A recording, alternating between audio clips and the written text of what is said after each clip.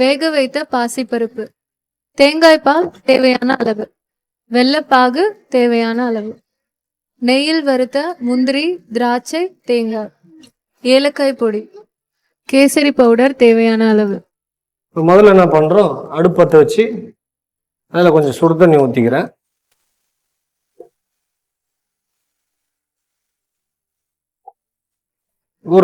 ஒரு டம்ளர் அளவு சுடு தண்ணி ஊற்றினா போதும்.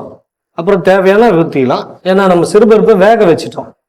வேக வச்சிருக்க தொட்டு திருப்பி பாயில் ஆக வேண்டியதுக்கு அவ்வளோ டைம் ஆகாது. இது ஃபாஸ்ட்டாக ரெடி ஆகிடும். ஏற்கனவே சிறுபருப்பு இருந்தால் அதை குக்கரில் போட்டு வேக வச்சுக்கோங்க. வச்சுட்டிங்கன்னா அது எப்போ வேணால் நீங்கள் இது உடனடி செய்ய வேண்டிய ஐட்டம். அதே மாதிரி வெள்ளைப்பாகு காசி வச்சுக்கலாம் ஃப்ரிட்ஜ்லேயே. வெள்ளத்தை நல்லா சுடு தண்ணியில் வச்சு நல்லா காசிட்டு வடிகட்டிட்டிங்கன்னா அதில் இருக்க மண் அது மாதிரி ஐட்டம் மண்ணெல்லாம் போயிடும்.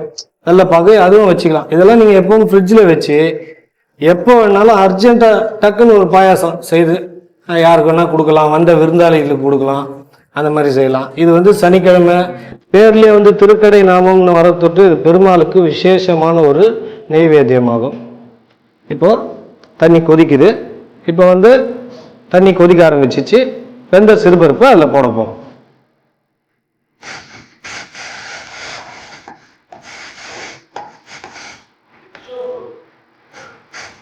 சிறுபருப்பு ஃபுல்லாக வேகணும்னு அவசியம் இல்லை. ஒரு 3/4 பாகம் வெந்தால் போதும்.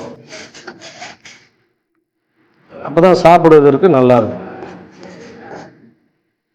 சிறுபருப்பை போடும்போது கலக்கினே இருக்கும், இல்லை போனால் கட்டி கட்டியாக ஆகிடும். இது மாதிரி நல்லா லூஸாக இருக்கணும். ஏற்கனவே பாயிலான வாட்டரில் போட்டு தொட்டு ரொம்ப நேரம் இருக்கணும்னு அவசியம் இல்லை. அதுக்குள்ள தேங்காய் பாலை மிக்ஸ் பண்ணிங்க.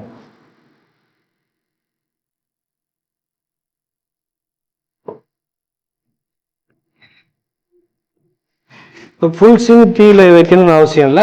கொஞ்சம் தீயை கம்மி பண்ணிங்க. எவ்வளோக்கு எவ்வளோ நல்லா சுண்டி வருதோ அவ்வளோக்கு எவ்வளோ பாயாசம் உங்களுக்கு டேஸ்ட்டாக இருக்கும்.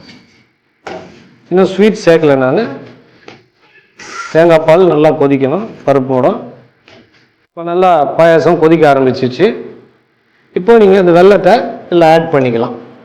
அவங்களுக்கு தேவையான மாதிரி. இப்போ ஸ்வீட் ஜாஸ்தியாக தேவை, இப்போ குழந்தைங்களுக்கு கொடுக்க போகிறோம் அப்படின்னா வெல்லம் அதுக்கேற்ற மாதிரி போட்டுங்க. ஒரு ஆளுக்கு சிறுபருப்புக்கு நீங்கள் 1.5 கட்டி வெல்லம் போடலாம். தேவையானவங்க சரி கம்மி பண்ணிங்கன்னா ஒரு கட்டி கூட போட்டால் போதும். இப்போ இதில் நம்ம கொஞ்சம் கொஞ்சமாக மிக்ஸ் பண்ணுறோம்.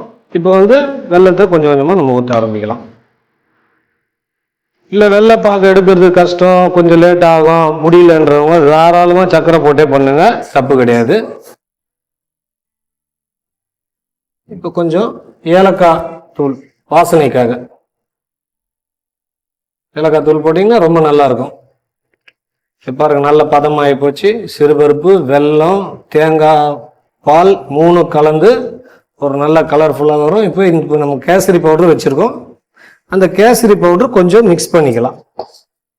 தேவைன்னா போடலாம், இல்லை எனக்கு அதே போதும் அப்படியே சாப்பிட்றேன்னா விட்டுருங்க, தேவையில்லை. இப்போ ஃபைனல் முடிக்கிறதுக்கு நான் காஞ்ச திராட்சையும் முந்திரி பருப்பையும் சின்ன சின்ன துண்டாக தேங்காவை நறுக்கி வச்சுக்கணும். கத்தியில் நல்ல ஷார்ப் கத்தியில் சின்ன சின்ன துண்டாக இந்த சைஸ் இப்படி வெட்டி வச்சிங்கன்னா 3த்தையும் நெய் ஊற்றி வதக்கணும். முதல்ல முந்திரி பருப்பு போட்டுங்க, அப்புறம் தேங்காய் போடுங்க. கடைசியாக இறக்கும்போது திராட்சை பழத்தை போட்டால் போதும், இல்லை திராட்சை பழம் அப்படியே குண்டாயிடும்.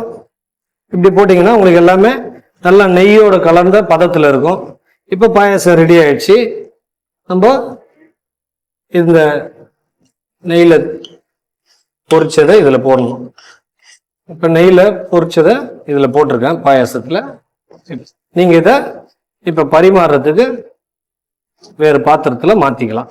இப்போ இந்த பாத்திரத்தில் நம்ம ரெடியான பாயாசத்தை ஊற்றிக்கிறோம். திருக்கடை நாமன்ற இந்த ஒரு அருமையான பாயாசமானது குழந்தைகளுக்கு அவ்வளோ ஒரு ஹெல்த்தியான ஃபுட்டு.